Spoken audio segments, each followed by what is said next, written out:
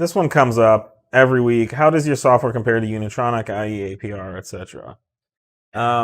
It's first every tune for every motor ECU platform is pretty different. Mm-hmm. So one tuner could have a great 2.0 TMQB Gen 3 tune, and maybe their other tunes are crappier because they were tuned 5-10 years ago by completely different tuners, and some of the bigger competitors out there, they will spend time on an ECU platform, and then frankly they'll just leave it for dead as they move on to be the first for new applications. Mm-hmm. And so at the time their tunes were good, but these tunes are being constantly developed out in the market, and because they're not willing to go back and spend time on a smaller market that frankly is worth less money, they're putting all their engineering focus on the new products. But here at 034, we will go back and update tunes. So like even our old 27T tunes have benefited even recently Mm-hmm. from recent ECU developments we've made in like the B8 platform or the MQB platform. And so, the stuff that's even in our 27T tuning now, 5 years ago, nobody in the world had, So these things keep getting developed. For us, it's relatively easy to go back and update those because the same team of people who developed the tunes 5, 6, 7, 8 years ago are still doing it now. And it's relatively easy. I'm still here. Yeah, as opposed to cracking open, pulling some old file off the shelf, dusting it off, and trying to figure out what the heck that guy who used to work here did. Yep. So what we always like to say is we like to talk about 034 Motorsport, and what we always strive to do is an OEM plus type tune with the peak optimal safe power, with excellent drivability, excellent throttle control, safety.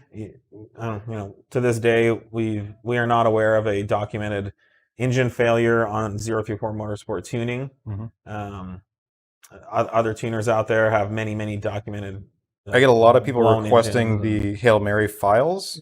I'm always very hesitant to do anything, and I haven't provided. We don't really do that, and the Hail Mary, Hail Mary is not that much better than just the regular Mary. It might be a couple more horsepower, but the chance of blowing your motor is substantially higher. But I would say, to be fair, a lot of the blown motors out there aren't Hail Mary. No. I'm not saying that's all. Yeah, it's just bad special requests or anything. A bad tune without the right kind of safety measures or controls. We always attempt to work within the factory ECU tuning protocol.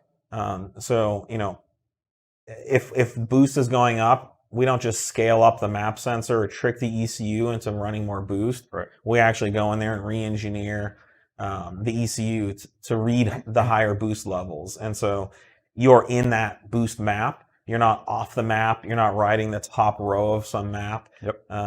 And it's the way the factory would do it if they turn the boost up 50 or 100%. If they had any reason to go over like 23, 24 PSI and anything. Yeah. So there's a lot of ways to scale and trick the ECU into doing things you want it to do. Those result in major safety issues for the engine. It means the ECU is not in full control. The ECU isn't monitoring all the variables. And so it's kind of like, you're on a ride, but you're not scared because you don't see all the dangers out there because someone's put blinders on you. Yep. And so our tunes, we always strive to work holistically inside the ECU mapping so that the ECU is actually in control. Yep. And that also means all the OBD diagnostics work, logging all works. You can get accurate data out of the ECU, and the benefits in drivability and safety again are huge. So there's no dyno chart for safety. There's no dyno chart for drivability, but there's